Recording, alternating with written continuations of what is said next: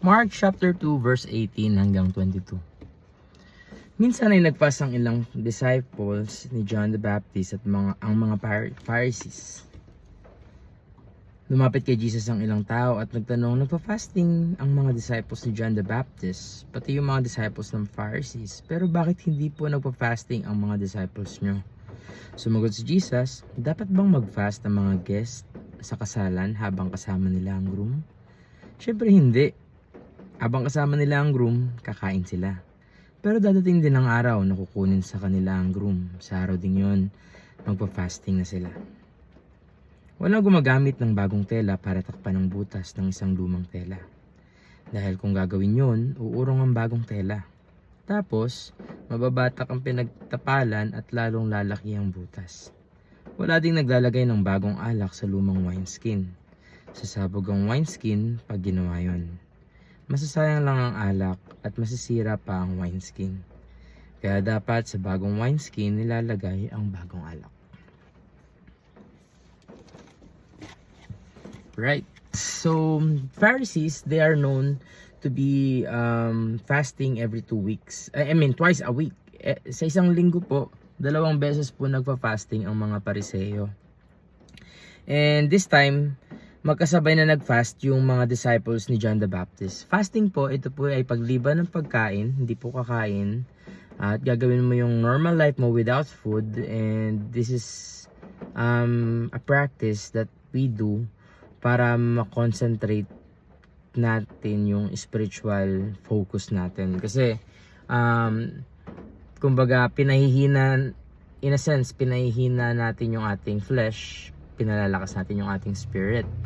Yun po yung purpose ng fasting. So, mga maling haka-haka sa fasting. Ang fasting po ay hindi po para gawing pang bargain sa Lord na, Lord, hindi ako kakain, pero gawin mo to. Hindi. Iba po, hindi po yun ganun. Nag-fasting na ako, pinag-fasting ko na nga siya, hindi pa rin niya ako ginusto. Ouch! So, hindi ganun ang fasting. Fasting is not for you to do so that God would move according to your, like, prayers or wants. So, hindi po ganun yun. Fasting, we do this so that we could be in line.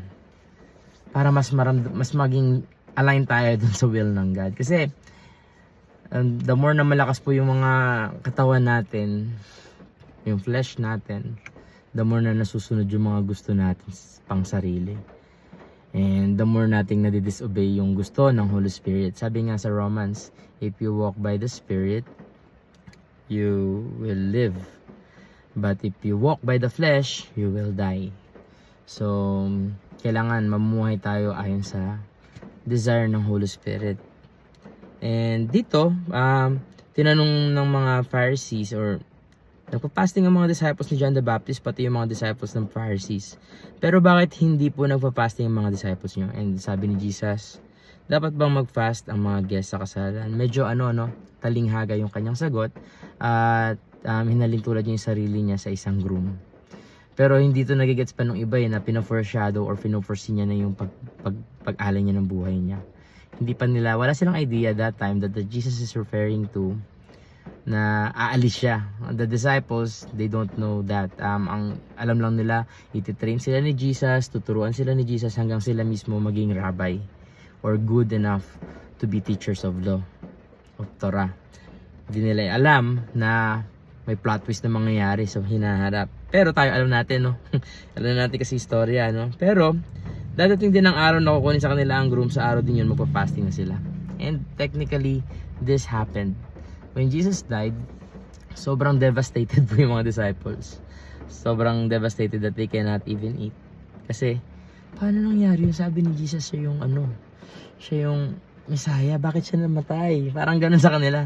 Hindi pa nga natatalo yung Roman Empire. Bakit namatay na si Jesus? Anong nangyari? Anyari? Parang ganun. Kasi expected nga nila yung Messiah, mala David, na tinalo yung Pilisteo ng panahon nung sinaunang panahon. Ini-expect nila yung Messiah, mala David na tatalo sa Roman Empire, tapos palalayain ng Israel, tapos babangon muli ang Israel sa kanyang karangalan at dangal at lakas at sariling bisig, kumbaga ganun. Pero they didn't expected yung mga turning out na nangyari. Pero wag tayo doon. Dito muna tayo sa verse. Walang gumagamit ng bagong tela dahil kung gagawin yun, uurong ang bagong tela.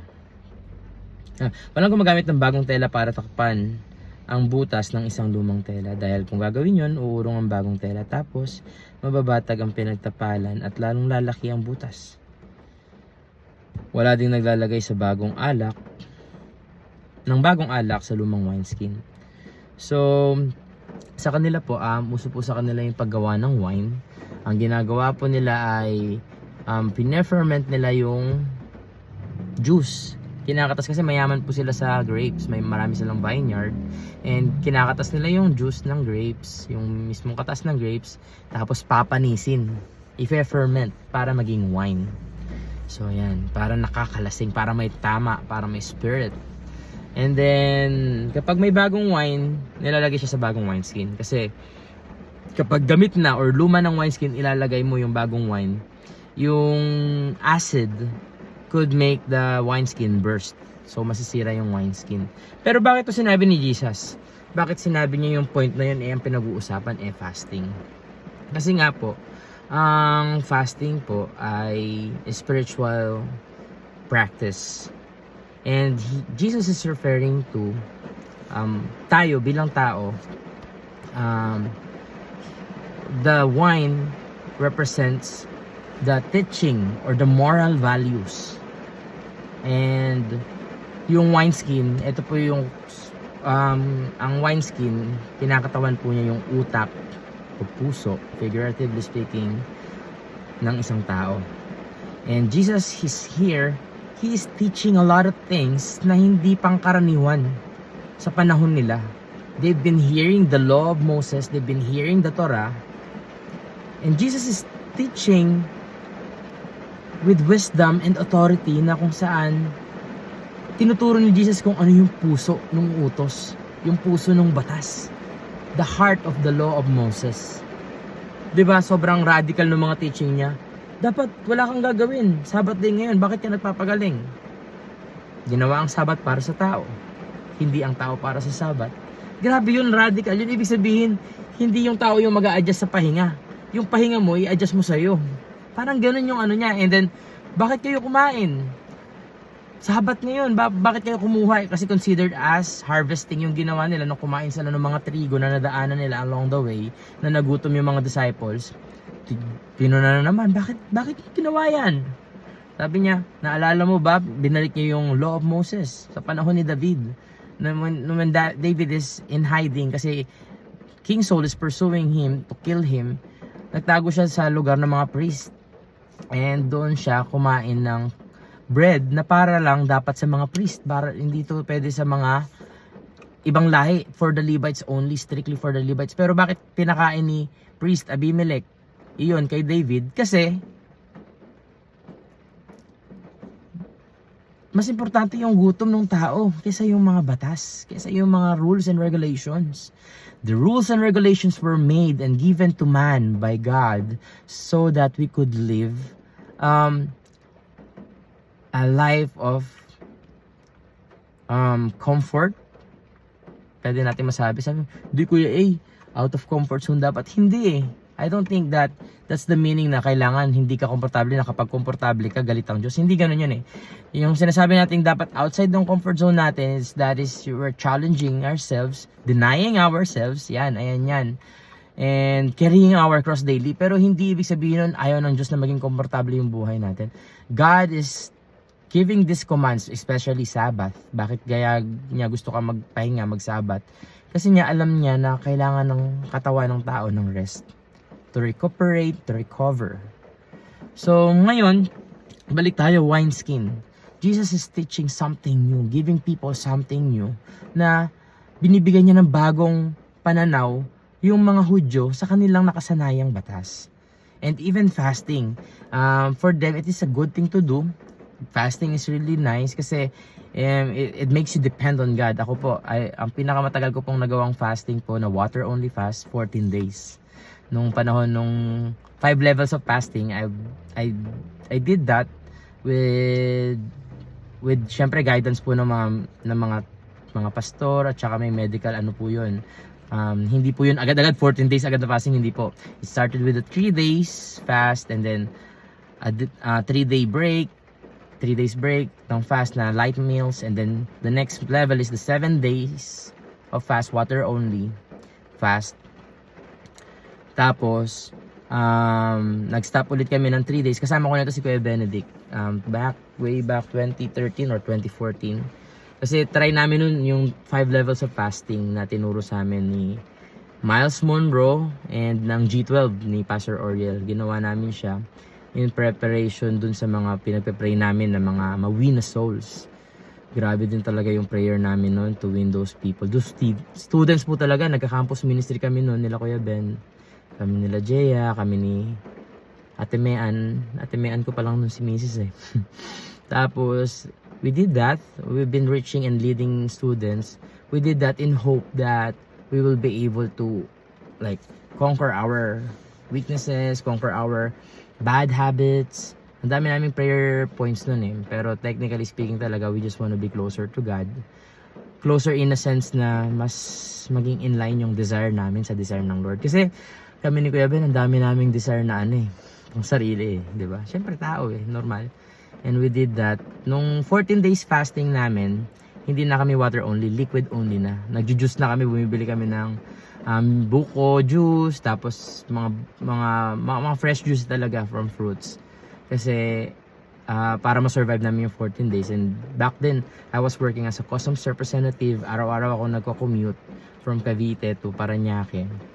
And nakita namin na grabe, kaya mo pala kasi dati akala ko noon isang araw lang na di kumain, mamamatay ka na Pero nung I've experienced the 5 levels or 3 level lang kami in our case, 3 levels of fasting, nakita namin na may milagro talaga, nangyayari talaga yung miracle. 14 days, 2 weeks, technically speaking, 2 weeks, walang pagkain, walang solid food. And after that, 70 kilo. Naging 70. That was the only time na naging 70. Kasi yung body build ko or body frame ko, pang 80 kilos talaga. Pero that time, naging 70 kilos ako. And I feel so great. Sobrang healthy. Sobrang vibrant nung feeling mo na. Sabi nga ni Mrs. ko nun, Ate Mean ko pa lang siya nun. Pero nakita, sabi niya, alam mo, love, nung may isang moment nun na parang naglakad ka lang sa harap ko, tapos nakapolo ka lang, na puti, napuging-pugi ako sa'yo. Sabi ko, yun yung after, alam ko kung kailan yun Naka white polo ko, may picture kami nun ng cell group ko nun back then.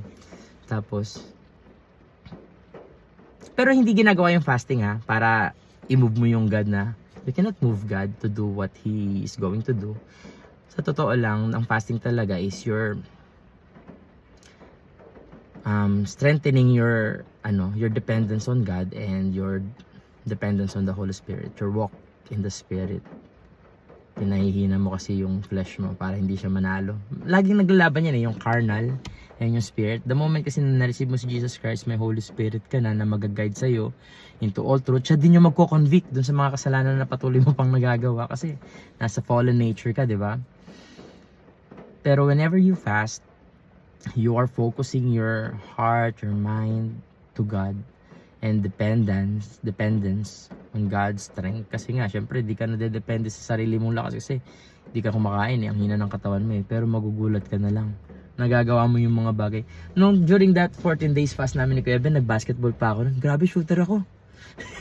Parang nakuha sa fasting, parang gano'n. Sobrang gaan ng katawan ko nun and parang yung iba maniniwala, 14 days fast, possible ba yun? Oo, nagko-commute pa ako nun araw-araw. Tapos yung basketball namin nun, gabi pa yun, pailaw. Kasi parang may every Tuesday kami ng basketball nun. Ginagawa namin yun para makapagdala kami, marami kaming ma-invite sa church. So yun, God is good. And dito,